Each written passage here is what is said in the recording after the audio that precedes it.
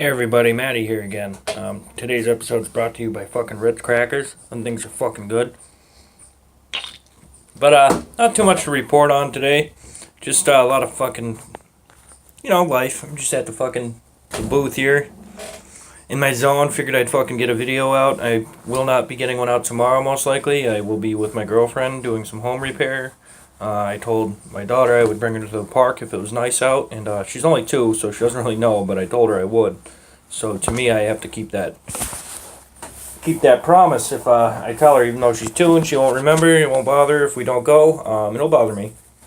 And then my buddy, I'm going out and play Magic with him. So he used to play Magic, and he's getting into it now, and I told him I'd help him out and fuck around with some decks or whatever. But my main focus today is on just general bitching. That's all I feel like doing today. I'm in a bitchy mood. There's a lot of stuff that happened. I went out and worked. I did some siding Friday with a friend of mine, and I had therapy, which didn't seem to go well. My therapist was kind of unresponsive type of thing, but that happens. That could have just been the mood I was in when I went there.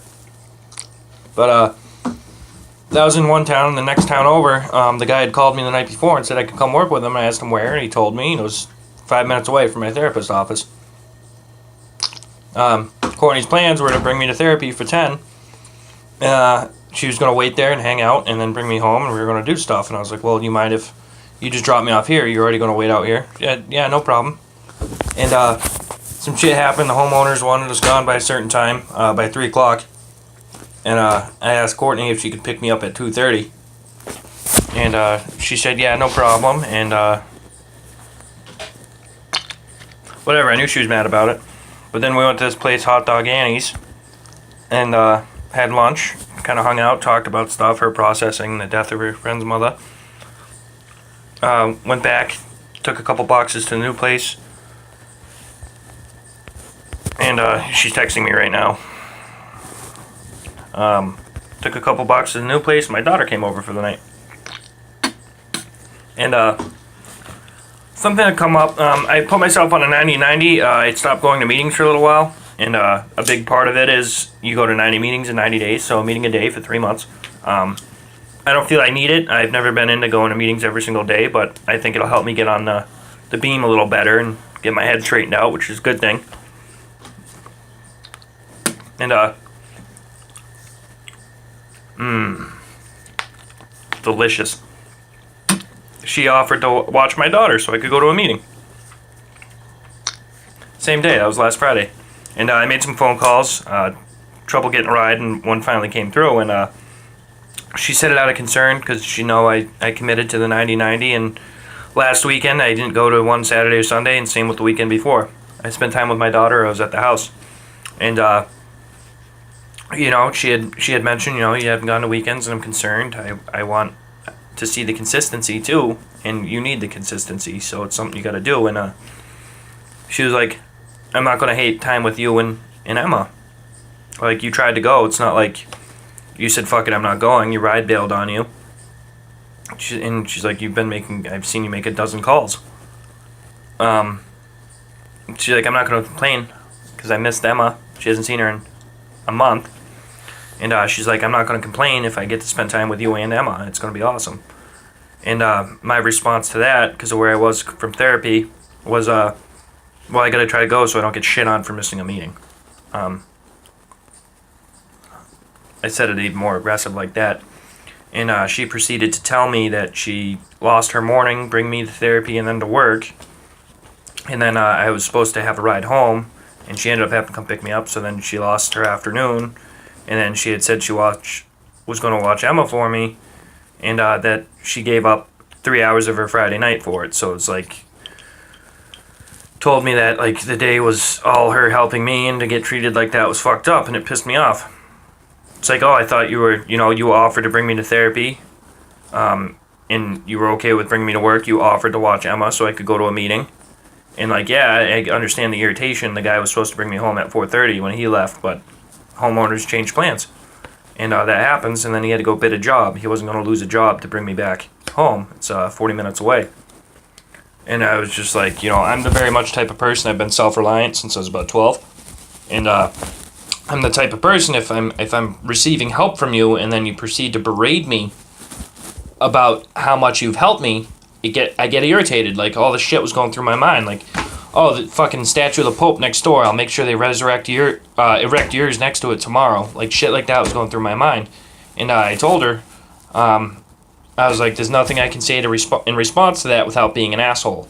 She just kind of gave me a weird look. I was like, not because you're going to take it as me being an asshole, but because I'm going to be an asshole. And it was shit like that I wanted to say, like, we'll resurrect your fucking statue next to the Pope's across the street. Tomorrow. We'll get it done. Thanks, I'll fucking start licking your feet right away, ma'am. And, I told her later that night when I got home and I was a little more chilled out from the meeting, like, I'm very much the type of person, because I've been so self-sufficient, self-reliant, healthy and unhealthy ways in life, that if,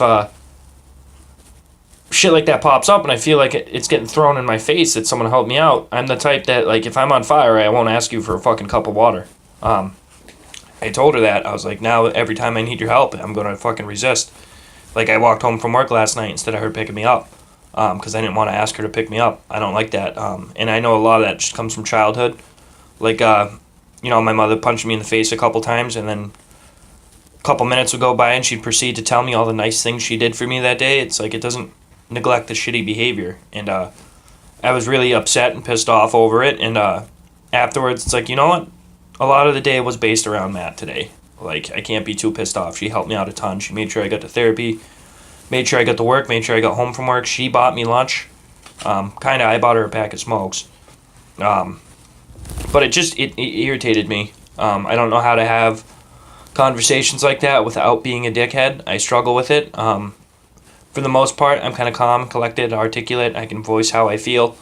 A lot of what happened, though, was I got back from therapy and I suppressed the feelings from therapy. I was talking about, like, getting cigarettes put out on me and being molested and beaten and stuff. And it's tough. It really is. But if my mentality's bad, I can't have a civil conversation with somebody. And it sucks. And it's not her fault. A lot of the shit's not her fault. This baggage I brought in from my last relationship is not her fault. The insecurities from my past, they're not her fault. And, like, tonight, she's going to be going up to Fall River to see her friend Sean. Like, I want her to do that. And I'm going to get insecure when she's not talking to me or texting me. And I'm going to feel neglected and fucking that she's out doing shit. And that's not on her. That's past relationships and my upbringing.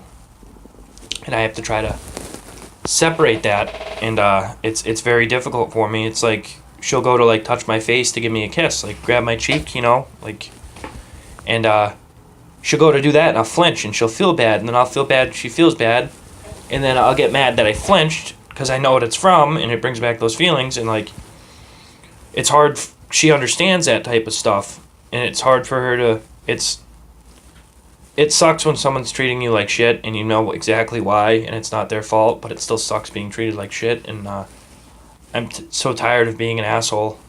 I really am. I come across very blunt and coarse sometimes. And a lot of people think I'm being an asshole when that's not my intention. But my words and my tone don't convey that I'm not being an asshole. And I have to make sure on a daily basis, moment to moment, I keep that in check. Because I have a lot of love for her. And she loves me. And she was just texting me, like, she works every other weekend on Saturday. And she works every Sunday. And, like, before when I was at my last job, I worked Monday through Friday. So, like, we were always complaining, like, it sucks only getting 2 Saturdays a month with each other. And now it's 0 because I work Saturday and Sunday. And, she cares about me. She's like, these double work weekends are my least favorite now. Because we don't get to see each other. Yesterday, I did a noontime meeting. I hung out with them in the morning, dropped her off, did a noontime meeting.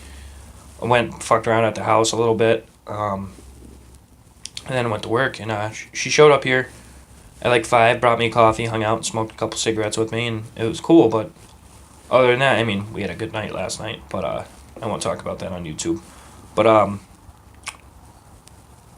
then we just kind of hung out, and I got up this morning, she was already gone, I went to my meeting at 10, went and said hi to Emma, and then played a couple computer games, and now I'm here, and she's just getting out of work, and if she goes up the Fall River, I'll most likely be walking home, and I won't get to see her till tomorrow. We both have tomorrow off, but then it's life stuff. Like, I have a stack of paperwork right in front of me I have to fill out for unrelated things.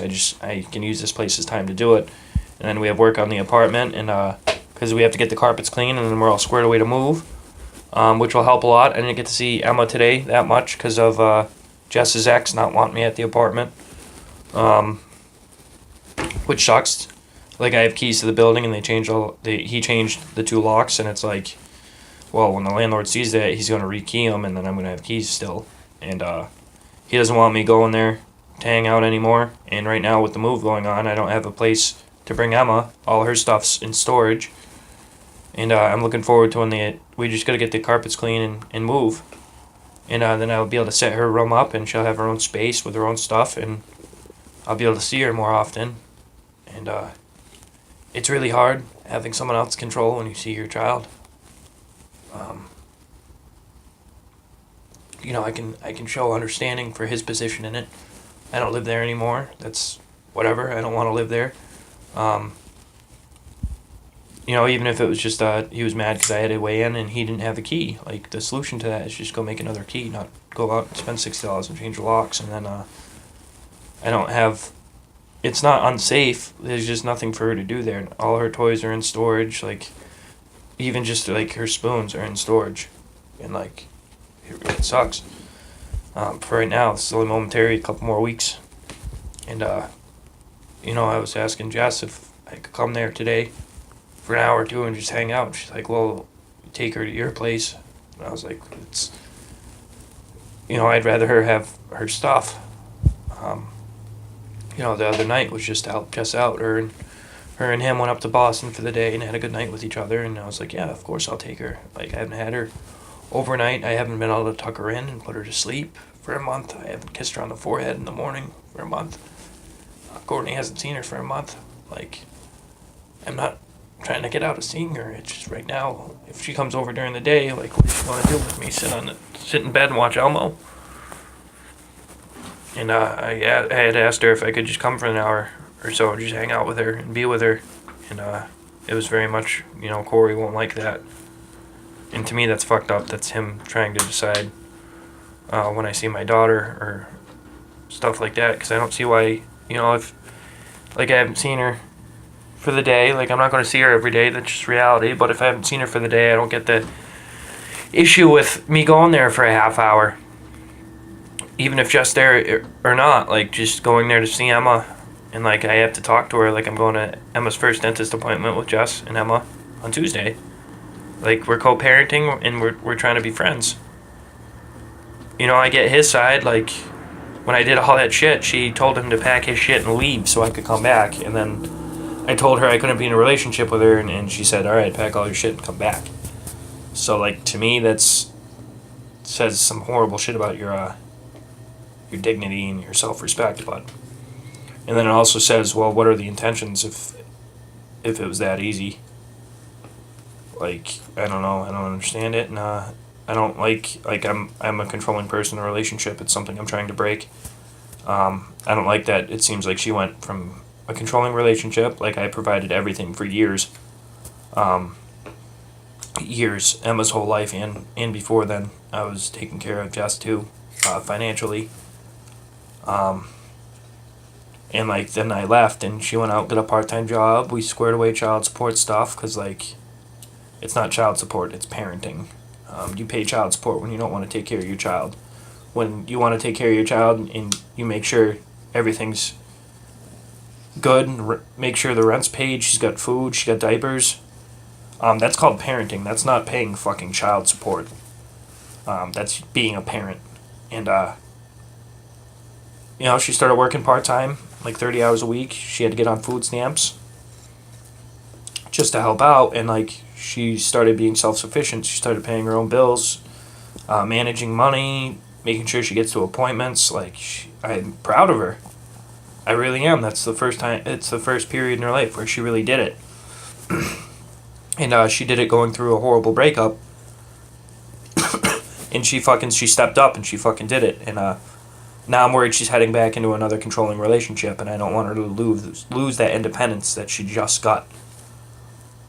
And it's fucked up to me, and I don't know how to talk to her about it. I've talked to my sister about it, and my sister sees it. She's like, honestly, like, Jess is happy, which you can tell she's happy. Like, they do stuff together. She's like falling in love with him, type of thing, and it's mirroring how our relationship was in the beginning. We did a lot of stuff together, had a lot of sweet talks, fucking good moments, and it went south because care and manipulation do very much mirror each other, and I don't want that to be happening to her again because she'll attach to the good times, and when the bad times hit, she'll keep holding on one more day for shit to get better and go back to the way it was. And even my sister was like, I didn't notice it before how controlling he is. He's very controlling, and he's selfish, and he's arrogant. And I was like, yeah, those are things I know damn well about, and like, I've been cautious with Courtney because I don't want to be this big romantic fucking cheeseball for the first year of our relationship and it to go bad. For me to spiral down, because then it's like, well, where'd the Matt I fell in love with go? And it's just a bunch of yucky bullshit. Like, I want to be with Courtney and she wants to be with Corey. Okay? Me and Jess have a child together. We're in each other's lives no matter what. And that's the way it should be. And we've decided we definitely want to do the co-parenting thing. We're on the same page. We're actively talking to each other. Jess sees us having a healthy... Not Jess. Emma sees us having a healthy relationship. It's very important for a child to go, look, I know Daddy loves me, and I know Mommy loves me, and they care about each other too. And I don't want it to just be like I'm at her birthday party, all pissed off in the corner alone, and Jess doesn't really want me there. That sucks. So we want to do the co-parenting thing. We want Emma to see that a healthy relationship between Mommy and Daddy, the two key people in her life. And we've also made the decision that we also want to be friends. We were a big part of each other's lives for 4 fucking years. And we know each other very well, and we want to remain friends. And that has its ups and downs because of how I've conducted myself. Courtney has insecurity and trust over me being around Jess and talking to Jess. She has every right to. Because of how I tried coming back and she told Corey to leave. Corey has the same thing going on. And Courtney's a fucking great person, and Corey does seem to be like a good person. I don't want to put him down. He seems like a really genuine person. Just we all have our problems, and I have that expectation that everybody should be open about the problems like I am. I have a lot of problems, and I talk about them, and I'm fearful too, because I don't want to see Jess get hurt or end up in the same or worse relationship than the one she was in with me. I don't want that for her. I don't want to see that. I do care about her. And part of Emma's well-being is making sure I am okay and making sure Jess is okay. And it's all very doable, and it's not my place to say. It's not my place to express the alarm, because it's not my place anymore.